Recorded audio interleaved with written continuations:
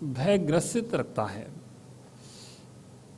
मुझे कोई रोग नहीं हो जाए इसका भय है, मेरे पास धन समाप्त नहीं हो जाए इसका भय है, मेरा धन चोरी न चला जाए इसका भय है, मेरा शरीर को कोई घात नहीं कर दे इसका भय है। ऐसे कितने ही प्रकार के भय इस जीव को लगे रहते हैं। सुबह से शाम तक किन्हीं किन्हीं कारणों से जीव भयभीत रहता है। चिंतन कर रहा था मैं कि भय का कारण क्या है। अगर भय का कारण हमारी दृष्टि में आ जाए और भय का कारण निकाल दिया जाए तो भय समाप्त हो जाए। भय का कारण क्या है, किस कारण से भय उत्पन्न होता है। प्यारे बंधुओं, बस कारण के ज्ञान होने पर उस कारण का निवारण किया जाता है। यह देह है, यह देह है, मैं आत्मा हूं।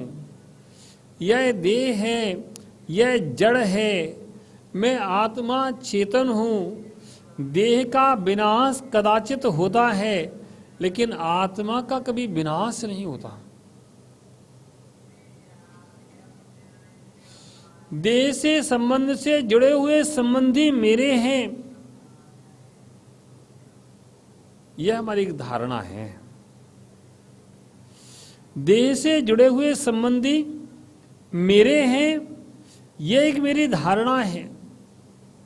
प्यारे बंधुओं, ऐसे जीव संबंधियों से और ऐसे प्राप्त वस्तुओं से संबंध जोड़ता हुआ यह भयभीत रहता है।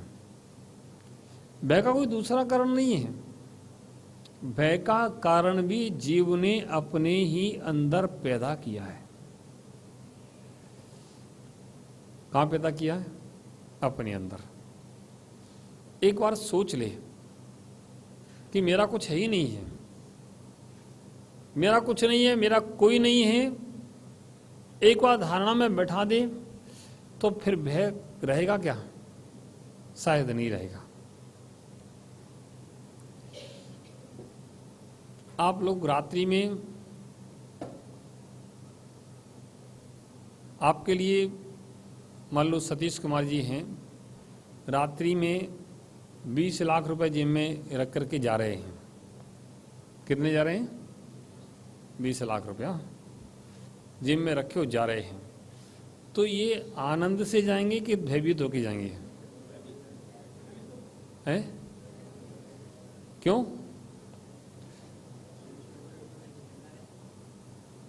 और खाली हाथ हैं,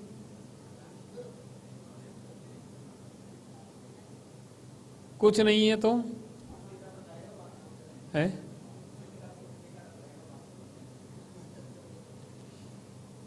एक रुपए की गड्डी जेब में रखे हैं या थैली में रखे हैं, हम जा रहे हैं तो हमें भय रहता है। समझना, धन हमारा छिन ना जाए।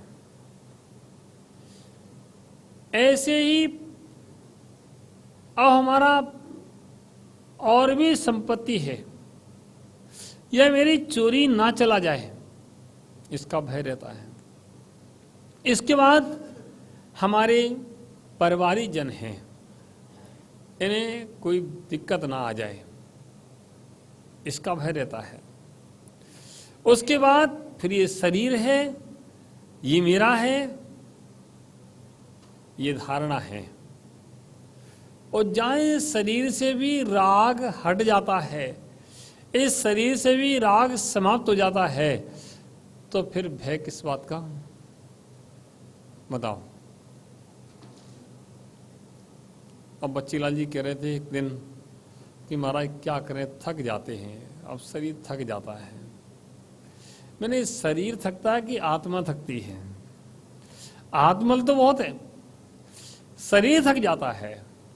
अरे शरीर का काम शरीर कर रहा है, शरीर का काम शरीर कर रहा है।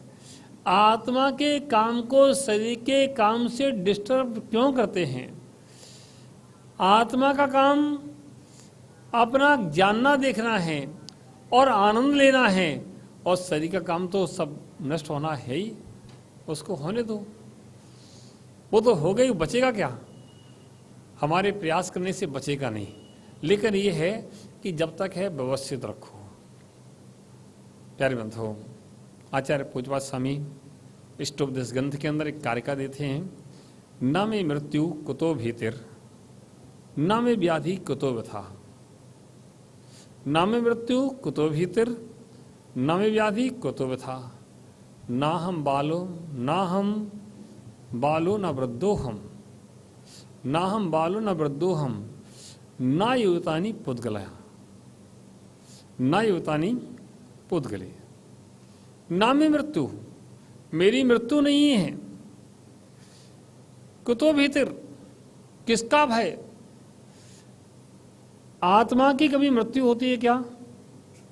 आत्मा की कभी मृत्यु नहीं होती है, फिर भय किस बात का? सबसे बड़ा भय संसार में कोई जीव के पास है तो अपनी मृत्यु का है। कोई मरना नहीं चाहता है, सबसे पहले अपने जीवन की रक्षा चाहता है। जीवन की रक्षा के लिए उसे सब कुछ देना पड़े, सब कुछ दे सकता है। अगर सारी संपत्ति भी देना पड़े वो दे देता है। क्यों? जीवन है तो सब कुछ है, कोई मरना नहीं चाहता। ये तो मनुष्य हैं, एक जानवर भी मरना नहीं चाहता है। एक जानवर क्या, एक छोटी सी चींटी भी जिसके पर्याय की कोई कीमत नहीं है, वह भी मरना नहीं चाहती। हमारी दृष्टि में कीमत है, लेकिन उसकी दृष्टि में उसकी बहुत कीमत है। हम लोग तो नहीं समझते हैं, हम लोग तो अनजान से चींटियों को कुचलते चले जाते हैं, जीवों को कुचलते चले जाते हैं, लेकिन वास्तव में उसकी जीवन की बहुत कीमत है। जो प्राणधारी हैं उन्हें अपने प्राणों की कीमत है, क्योंकि वह उसके बिना रह नहीं सकते हैं, उसके बिना उनका जीवन नहीं चल सकता है।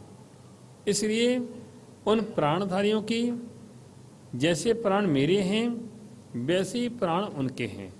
हम लोगों को बुद्धि विवेक प्राप्त हुआ है, इसलिए हम इस प्राण को धारण करके कुछ अच्छा विचार चिंतन मंथन कर सकते हैं, अपने जीवन को अच्छा बना सकते हैं।